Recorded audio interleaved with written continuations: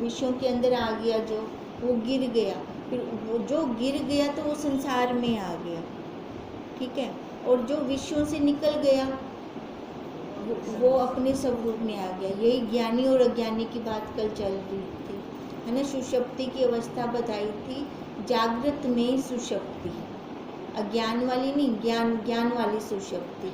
जैसे सुषुप्ति अवस्था में कुछ नहीं हमें भान होता, ऐसे ही ज्ञानी को जागृत में कुछ भान नहीं होता। यहाँ पर हमने 234 सर्गा समाप्त किया था, अब 235 सर्गा शुरू कर रहे हैं निर्वाण प्रकरण का। मुनीश्वर बोले, हे बधिक, तब मैंने उसकी सुषुप्ति में जाग कर जगत को देखा। सुषुप्ति में जाग कर, जैसे कोई पुरुष समुद्र से निकल आवे, जैसे संकल्प सृष्टि प्रकट हो, जैसे आकाश में बादल उठते हैं और वृक्ष में फल निकल आते हैं, वैसे ही उसकी सुषुप्ति से सृष्टि निकल आई। अब जैसे कुछ निकल आता है, उदय हो जाता है, जैसे सूरज उदय हुआ सुबह को, है ना। अब वृक्ष से फल निकल आए जैसे। अब कहते हैं ऐसी, वो कैसे देख रहे हैं, जागृत अवस्था में जाकर देख रहे हैं ये सारा कुछ, जागृत सुषुप्ति वाली जागृत में। अब सुषुप्ति वाली जागृत का मतलब क्या है कि अपने आप में बैठकर जान रहा है ज्ञानी वो, है ना, अपनी देह से अलग है। अब देखो जैसे ज्ञान हो जाता है तो फिर हमें मतलब ये भान तो नहीं होता, जगत तो वैसे का वैसे रहता है, सारे संबंध भी वैसे के वैसे रहते हैं, पर बुद्धि में दृढ़ता क्या हो जाती है, मैं देह नहीं हूँ, ये सारा झूठ है, ये मिथ्या है, ये भ्रम है, ये कल्पना है।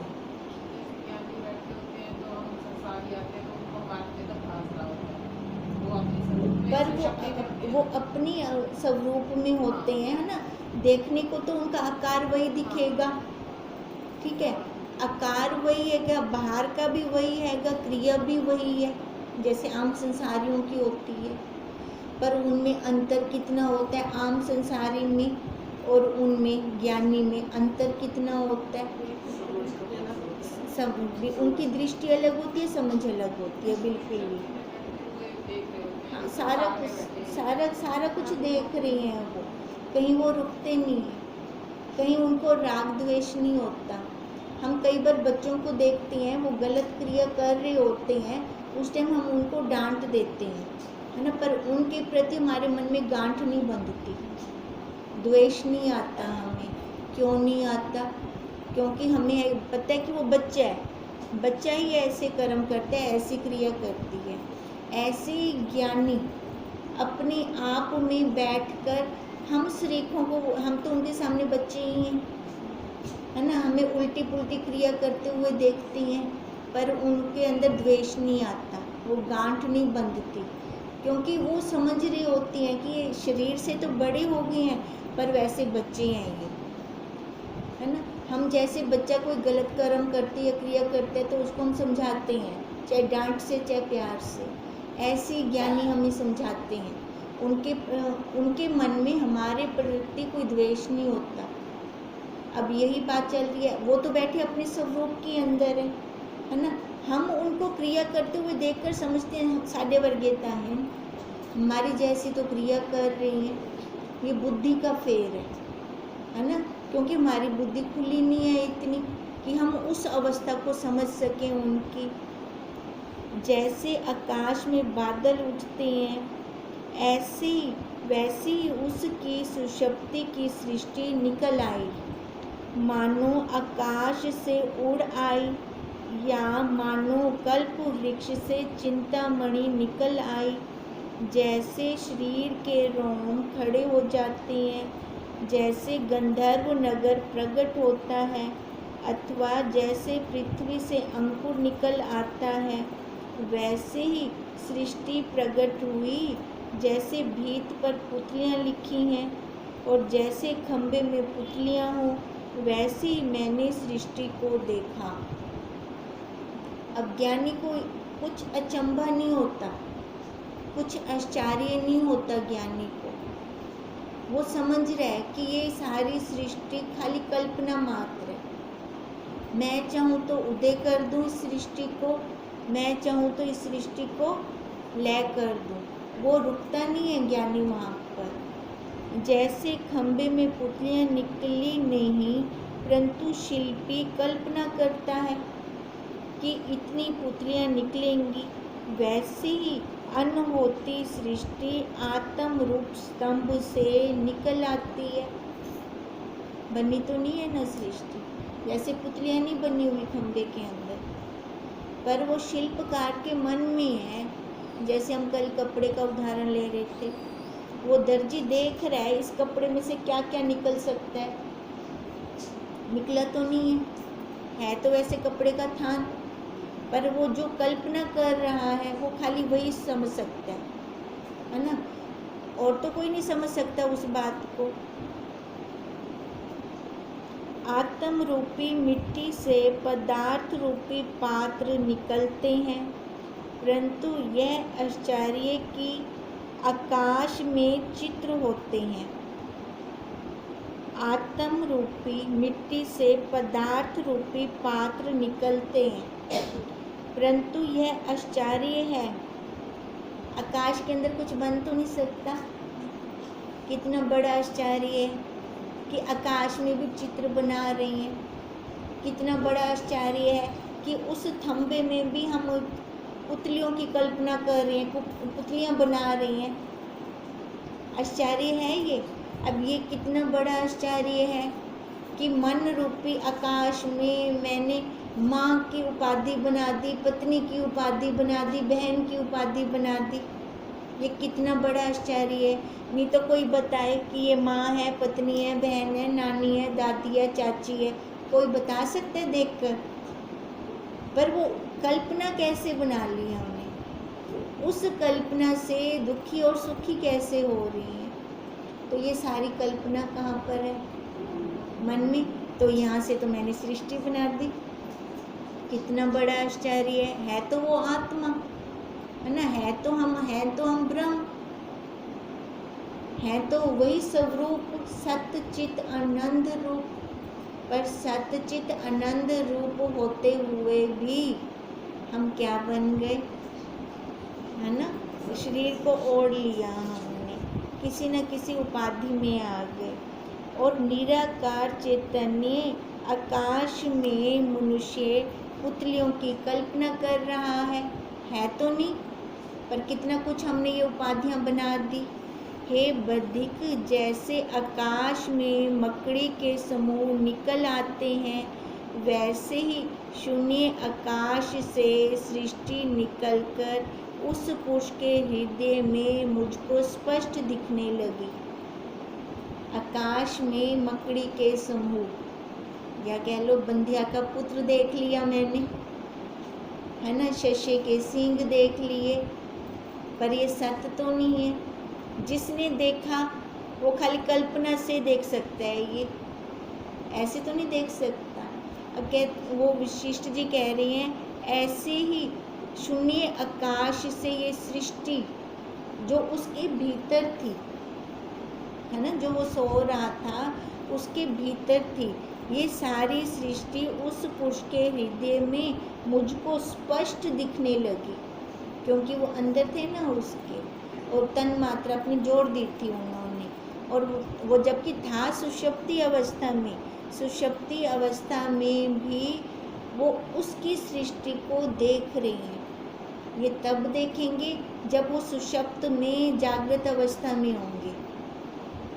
देश काल क्रिया और द्रव्य से अकस्मात सत्य असत्य पदार्थ दिखने लगते हैं और असत्य पदार्थ सत्य भासित होते हैं। जैसे मणि मंत्र औषध द्रव्य के बल से असत्य पदार्थ सत्य भासित होने लगते हैं। है तो सारा झूठ। झूठ को हमने कितना सत्य मान लिया, है ना। और जैसे कोई मंत्र पढ़ देता है मंत्र पढ़ के हमारे से वो सारी क्रिया करवा देते हैं, हमें हमारी आंखों के आगे अंधेरा छा जाता है उस टाइम, हमें पता नहीं चलता, तो हमें वो सत्य लग रहा होता है, पर वहाँ पर क्या होता है, माया का जाल होता है ना, मंत्रों से उसने बांध दिया, तो उसको वो सत्य लगने लगा, असत्य पदार्थ सत्य भाषित होने लगते हैं। ऐसे मतलब ध्यान रखना, यहाँ पर ना ऐसे बहुत सारे आए हुए हैं, है ना, जो मंत्रों से किसी के साथ खड़ना नहीं, जिनको जान पहचान जानते नहीं हो, तो नहीं तो वो ऐसी वार्तालाप करती हैं, आपने इनको देखा है, या ऐसा एड्रेस पूछने लग जाते हैं, ये पता है आपको, इतनी देर में दूसरा व्यक्ति उनके साथ होता है, वो मंत्र पढ़ रहा होता है, आपको पता नहीं चलेगा, और वो ऐसे मुग्ध कर लेते हैं कि आपके घर बैठे हुए सामान आपको कहेंगे ये ले आओ, आप जाके ले आओगे। फिर ध्यान रखना इस चीज़ का। अब वही बात चल रही है, जैसे मणि मंत्र औषध के द्रव्य के बल से, है ना, ये बलपूर्वक हो गया ना, असत्य पदार्थ सत्य भाषित होने लगते हैं और सत्य पदार्थ असत्य लगते हैं, वैसे ही अभ्यास के बल से मुझको उस पुरुष के हृदय में सृष्टि दिखने लगी। अब अभ्यास, बार बार यही कह रहे हैं, अभ्यास अभ्यास अभ्यास किसका, अपने स्वरूप का, अपने स्वरूप का अभ्यास होगा, तब हम मतलब देख सकते हैं, उस सूक्ष्म जगत को देख सकते हैं। हे बधिक, जैसा निश्चय संबित में दृढ़ होता है, वैसे ही रूप होकर भासित होता है। अगर मेरा अपना संकल्प है कि मैं सूक्ष्म जगत को देखूं, तो दिखेगा मेरे को। संकल्प में किंतु परंतु ना हो, अगर ये किंतु परंतु होता है तब हम रह जाते हैं, अगर दृढ़ता से हमारा संकल्प है तो पूरा अवश्य होता है। वास्तव में ना कोई पदार्थ है, ना भीतर है, ना बाहर है, ना जागृत है, ना स्वप्न है और ना सुषुप्ति है। वास्तव में तो है नहीं कुछ भी, उस साक्षी में तो कुछ नहीं है वास्तव में तो। पर जब हम शरीर पे बैठ जाते हैं तो ये सारा कुछ बन जाता है। जब वह सब सृष्टि उसके भीतर ही स्थित है, जीव परमाद दोष से उसे बाहर से उत्पन्न होते देखता है। जैसे स्वप्न में सब पदार्थ अपने भीतर बाहर होते दिखते हैं, वैसे ही ये पदार्थ अपने भीतर से बाहर निकलते भासित होते हैं। अब वो ऋषिवर उनके अंदर थे, है ना, उनको दोबारा ये इच्छा हुई थी ना, चलो फिर से मैं जाता हूँ उसके अंदर। एक बार तो देखकर बाहर आ गए थे, अब दूसरी बार इच्छा हुई चलो मैं देखकर आता हूँ अंदर।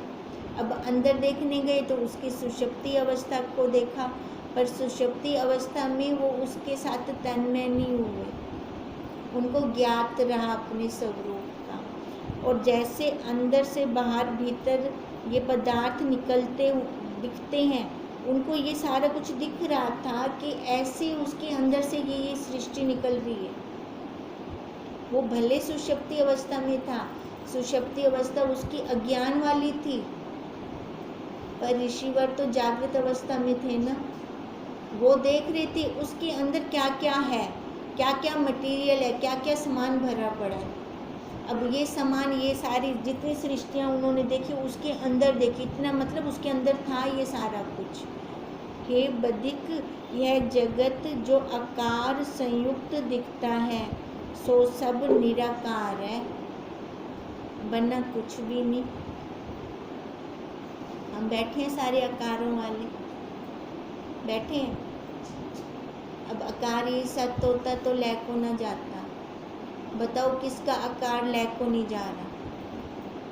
सारा आकार जा रहा है, लय की तरफ जा रहा है एक एक होकर, तो इसका मतलब ये सत्य नहीं है, इसलिए कुछ बना नहीं।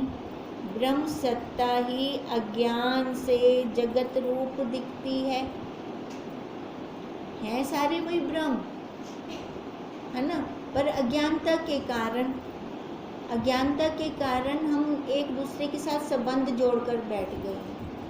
संबंधों में अपने आप को हमने फिट कर दिया है, जो ज्ञानवान पुरुष हैं उनको जगत सत्य असत्य कुछ भी नहीं भासित होता।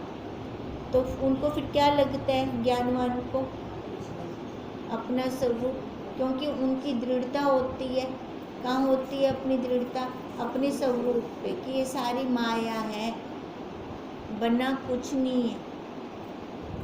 अब देखो ज्ञानवान को सीधे सीधे तो ये दिखाई नहीं दे सकता, तो इसका मतलब उन्होंने पुरुषार्थ किया होगा, भले इस जन्म में किया हो या पहले किया हो। अगर पहले का भी किया होगा तो इस जन्म में कुछ तो किया होगा, रिवीजन तो की होगी, जो उनको पीछे वाला वो सारा याद आए। रिवीजन तो चलती है ना, फिर जाके ये आगे खुलता है ना। फिर अब उन्होंने जो किया होगा तो इस आकार में किया होगा। हम भी अभी इस आकार में हैं, तो हमारी बुद्धि में दृढ़ता क्यों नहीं आ रही कि ये सारी माया है, ये सारा भ्रम है, सत्य कुछ भी नहीं है। यहाँ पर जो भी संबंध है हमारे सारे झूठ के हैं। मैं किसी की माँ नहीं हूँ, मैं किसी की पत्नी नहीं हूँ, बहन नहीं हूँ, नानी नहीं हूँ, दादी नहीं हूँ, कुछ भी नहीं हूँ। ये कर्मों का लेन देन मैं पूरा करने आई हूँ, जो मेरी प्रारब्ध शेष थी। अब इस प्रारब्ध को मैं कैसे यूज़ कर रही हूँ? हम सारे यूज़ कर रही हैं इस प्रारब्ध को। अब यूज़ करने के साथ साथ मैं कुछ और तो नहीं बना रही, उपयोग कर रही हूँ कि उपभोग होता जा रहा है मेरा। ये देखना है ना हमें। अगर देखें तो जैसे वो ज्ञानी छूट गए, उनको सारा ये ब्रह्म स्वरूप लगा, तो अगर हम भी देखेंगे हमें भी ये ब्रह्म स्वरूप लगेगा। पर अभ्यास हो, जन्मों जन्मों के संस्कार हैं मैं मेरे वाले, यहाँ से हमें उठना है।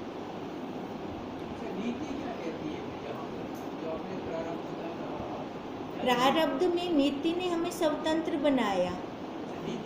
नीति मतलब वही परमात्मा, वो सत्ता, उसने हमें स्वतंत्र बनाया है। पशु पक्षी स्वतंत्र नहीं है, वो कर्म भोग रही हैं। हम स्वतंत्र हैं, है ना? तो हम स्वतंत्रता का फायदा उठाएं। हम फायदा उठा रही हैं कि बंधन में आ रही हैं। फायदा हमारा तब होगा जब हमारे आगे और कोई कर्म नहीं बनेंगे। मैं स्वतंत्र हूँ, है ना? मैं आगे कर्म बनाऊँ चाहे ना बनाऊँ, स्वतंत्र है ना हम।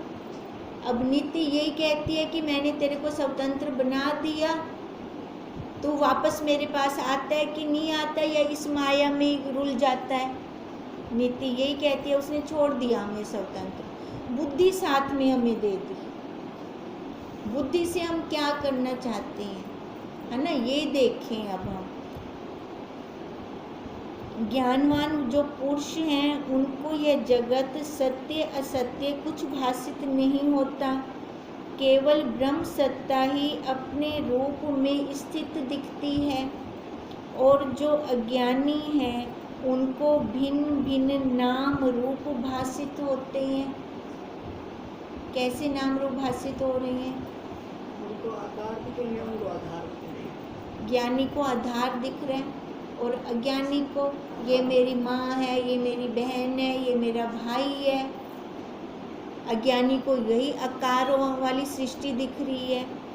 जब चित्त की वृत्ति बाहर फुरती है तो उसको जागृत कहते हैं। जब अंतर में फुरती है तब उसको स्वप्न कहते हैं। जागृत में भी उसने जगत बनाया, स्वप्न के अंदर भी जगत बनाया, और जब स्थिर होती है तब उसको सुषुप्ति कहते हैं।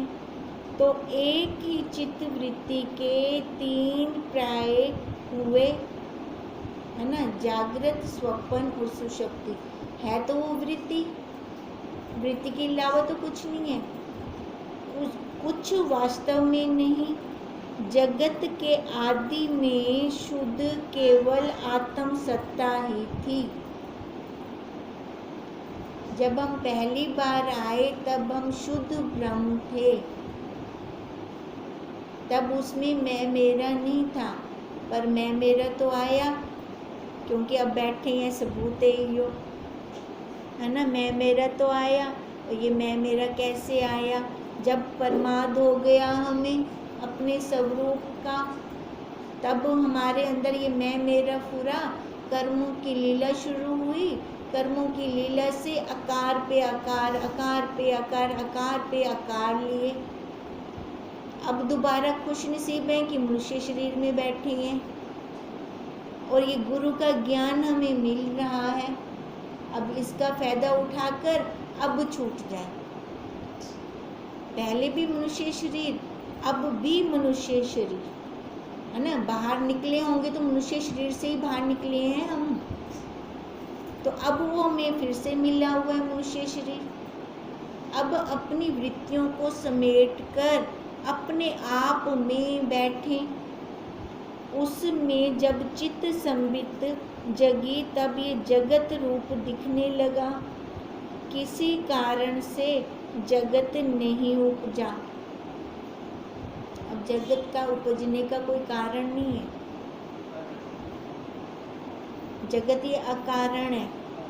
जिसका कारण कोई नहीं, उसको असत्य जानिए। फिर कल्पना का कारण है कोई,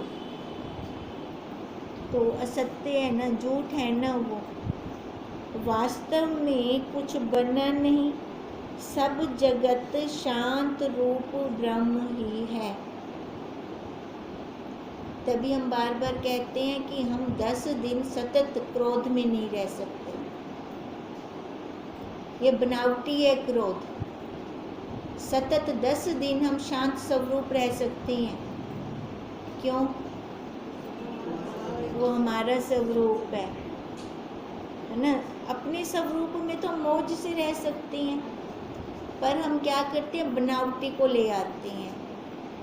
जब हम बनावटी को ले आते हैं तो दुखी भी तो हम खुद ही हो रहे हैं, कोई और थोड़ी दुखी हो रहा है। इति श्री योग विशिष्ट निर्वाण प्रकरण सुषुप्ति वर्णन नाम 235 सर्गा समाप्त। बद्रिक बोला, हे मुनीश्वर, प्रलय के बाद तुमको क्या अनुभव हुआ? मुनीश्वर बोले, हे बद्रिक, तब मुझको उसके भीतर सृष्टि उपजती दिख पड़ी।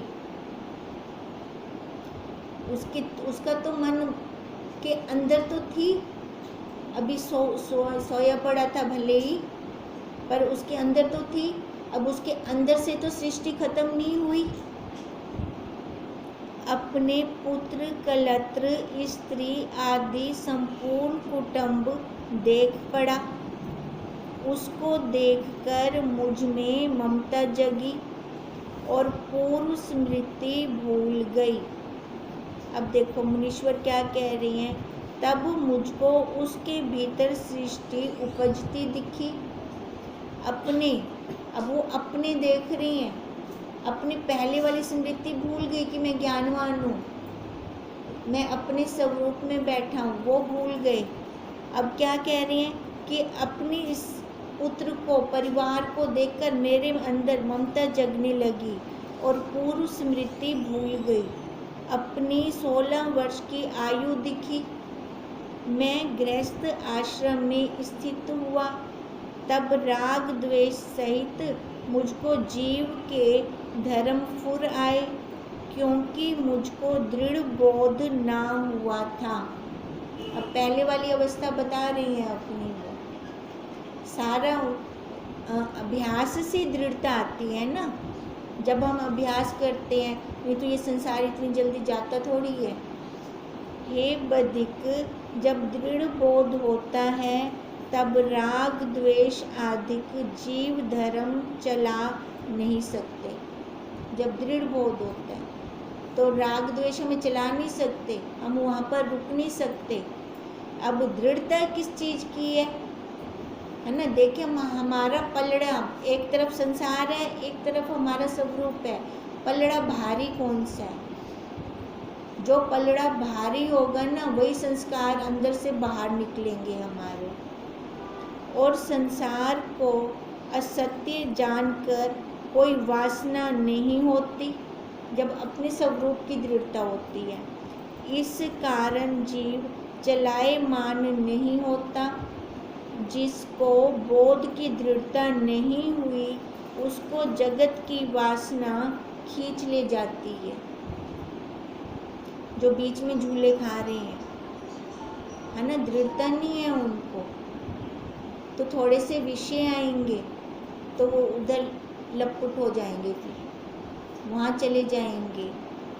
हे बधिक, जब मुझको दृढ़ बोध हुआ इस वासना को तरना महा कठिन है ना। दृढ़ बोध कैसे हुआ? जब वासनाओं को, विषयों को ऊपर उठाए इनसे मैं, तभी हम कहते हैं इस जगत से निकलना कोई आसान नहीं है ना। सामने से कोई बोल रहा हो और मैं भ्रम भ्रम करता रहूं, इन संसारों को मन भी साइड करने से, पर इन शरीर में उत्थान हो रहा है।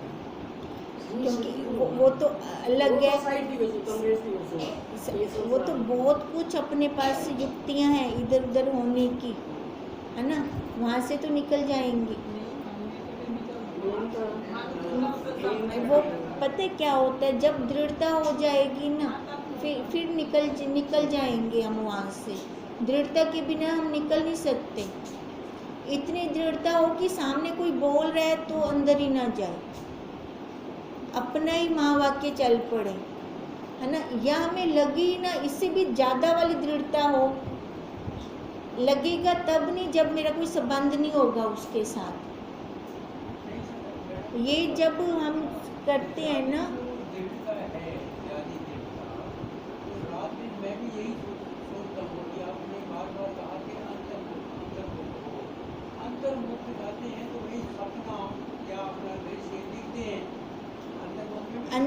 अंतर्मुख होना, एक संसार वाला अंतर्मुख होना, ठीक है, कि इंद्रियां हमारी थक गई, हम लेटे, तो अंदर हमारा संसार तो चल रहा है ना, वो वाला अंतर्मुख होना नहीं है। अंतर्मुखता का कहने का मतलब हो कि अपने स्वरूप में दृढ़ता हो। अपने स्वरूप में दृढ़ता कैसे होगी? स्वप्न में नहीं होगी। अपने स्वरूप में दृढ़ता जागृत अवस्था में करेंगे। जागृत क्यों देखना है? सपने को नहीं देखना हमें। अंतर्मुखता होगी, अंतर्मुखता जब होगी, ठीक है, अपने स्वरूप वाली अंतर्मुखता होगी जब, तो फिर स्वप्न भी नहीं आएगा। जब मन चलता है तब स्वप्न आता है, ठीक है, तो उसमें स्वप्न भी नहीं आएगा ना। वो तो जागृत में ही बंदा सुषुप्त हो गया, सुषुप्त अवस्था में हो गया। वो तो जान, तभी तो अभ्यास बोल रही हैं, तभी अभ्यास कह रही हैं ना। वो अभ्यास में बार बार वो अभ्यास जागृत में होगा, है ना। वो हम स्वप्न सुषुप्ति में नहीं कर सकते। अभ्यास हमें अब करना पड़ेगा। वो अब की दृढ़ता करके फिर हम अंदर जाएंगे, तब जाकर अंदर कैसे जाएंगे? ध्यान समाधि में। पहले तो ऐसे ही अंदर जाएंगे ना ध्यान समाधि में, धीरे धीरे। एकदम अंदर तो नहीं जा सकता। एकदम विषयों से भरा हुआ व्यक्ति अंदर जाकर दिखाए, आंखें बंद करेगा, उसके आगे सारे विषय आएंगे। पहले ये ध्यान समाधि से धीरे धीरे अंदर जाएगा। वो जो जानकर बैठेगा मैं अब ध्यान करने बैठ रहा हूँ, है ना, तब वो धीरे धीरे धीरे धीरे अंदर जाते जाते एक बार उसको वो स्वाद आना चाहिए। जब वो वाला स्वाद आएगा ना, फिर उसको आनंद आएगा, आप ही आनंद आएगा। फिर बाहर वाला आनंद उसके किसी काम का है नहीं। बात वैसे भी सुख है, सुख का जोड़ी दुख खड़ा है साथ में, और जो आनंद है उसका कोई जोड़ीदार ही नहीं है। आनंद तो वही अपने स्वरूप का ही आ सकता है। इसलिए कह रही हैं, हे बधिक, जब दृढ़ बोध होता है तब राग द्वेष आदिक धर्म जीव को चलायमान नहीं कर सकते, और संसार को असत्य जानकर कोई वासना नहीं उठती। इस कारण जीव चलायमान नहीं होता। जिसको बोध की दृढ़ता नहीं हुई उसको जगत की वासना खींच ले जाती है। थोड़े से विषय आए नहीं, फिसल जाएगा फिर वो, क्योंकि दृढ़ता ही नहीं है उसको। हे बदिक, अब मुझको दृढ़ बोध हुआ है, इस वासना को तरना महाकठिन है। विषयों की वासना को, तभी कहते हैं लताड़ा जाता है ये जीव। एक बार ये लताड़ सहन कर लेगा ना, फिर मुश्किल नहीं है। शुरू शुरू में तो 100 बिच्छू अंदर लपटे मारेंगे, मैं बोलूँ तो बोलूँ, बोलूँ तो बोलूँ, पर जब एक बार ये जीत ले लेता है ना, भी नहीं ये सब मिथ्या है, ये सब स्वप्न में बोला जा रहा है। एक बार अगर वो ऐसी जीत ले लेता है, फिर नहीं उसको कोई बांध सकता, फिर वो बाहर निकल जाएगा इन संबंधों से। यह पिशाचनी महाबली है। कौन? माया, है ना, विषयों की माया।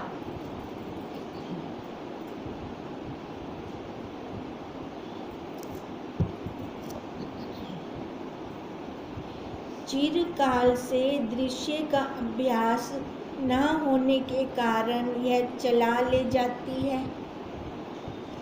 अब हमें जन्मों जन्मों से संस्कार तो हमारे अंदर जीव भाव के हैं। ये जीव भाव वाले संस्कारों के लिए हमें तो कोई पुरुषार्थ करना नहीं पड़ता, ये तो फटाफट राग द्वेष आ जाते हैं। पर इस राग द्वेष से उठने के लिए पुरुषार्थ है। जब सत्य शास्त्र का विचार और संतों का संग जीव को प्राप्त होता है और अभ्यास दृढ़ होता है, तब दृश्य का सद्भाव निवृत्त हो जाता है। अब ये जन्मों जन्मों के संस्कार जाएंगे कैसे? संग से, सत्य संग से, है ना, और सत्य शास्त्र से। जब हम संतों का संग करते हैं तब ये जीव भाव जाएंगे। देखो मंदिर में जाएं, गुरुद्वारे में जाएं, जीव भाव नहीं जाएंगे हमारे, क्योंकि वहाँ पर तो हम मूर्तियों के आगे मत्था टेकेंगे, है ना। वहाँ पे श्रद्धा बहुत जल्दी हो जाती है, क्योंकि वो मूर्ति हमें सही गलत नहीं बताते। जो हम अपनी मन की इच्छा की पूर्ति के लिए वहाँ जाते हैं और उनसे वही मांगते हैं, चाहे वो गलत है चाहे वो सही है, वो बताते हैं हमें कोई। पर जब हम गुरु के द्वार पर जाते हैं ना, तो अगर हम गलत मांगते हैं तो वहाँ पे गुरु में डांटते हैं, और वहाँ पे श्रद्धा बनती है फिर हमारी कि नहीं बनती, है ना। क्योंकि वहाँ पे तो श्रद्धा बननी, जो चलते फिरते हम उनको ब्रह्म कहते हैं अपने गुरु को, है ना, क्योंकि उनके अंदर वो वाणी वाला यंत्र है, वहाँ से वो हमें महावाक्य भी देते हैं, ठीक है, और हमें डांटते भी हैं।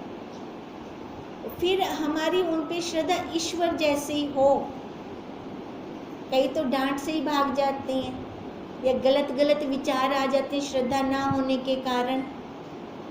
वहाँ पे समझो वो उठ नहीं सकता फिर जीव, वो फिर वापस गिरेगा, उसका पतन होगा। इसलिए कहते हैं जिनकी श्रद्धा गुरु पर ईश्वर जैसी हो गई, क्योंकि वो हमें निराकार को दिखाने चले हैं। कैसे दिखाएंगे निराकार को? उसका कोई आकार तो है नहीं ना, निराकार से मिलाने चले हैं। और जिनकी ईश्वर जैसी श्रद्धा होगी अपने गुरु पर, वो पा जाएगा, नहीं तो और भाग जाएंगे, वो टिकेंगे नहीं। और उसके लिए अभ्यास चाहिए और सत्य शास्त्र का विचार चाहिए। जो हमें महावाक्य मिलते हैं उस पे मेरा विचार चलता है कि महावाक्य यहीं छोड़ देते हैं, घर में फिर अपना ही राग द्वेष चलता है ना। जब तक विचार नहीं चलता हमारा और संतों का संग नहीं प्राप्त करते, तब तक अभ्यास, है ना, और दृढ़ता हमारी बन नहीं सकती।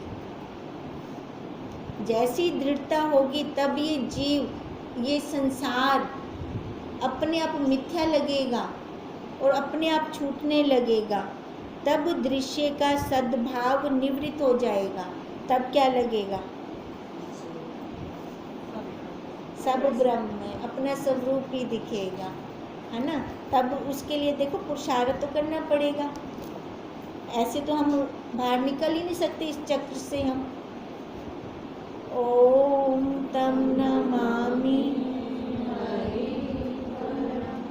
ओम तम नमामि हरि परम, ओम तम नमामि हरि परम।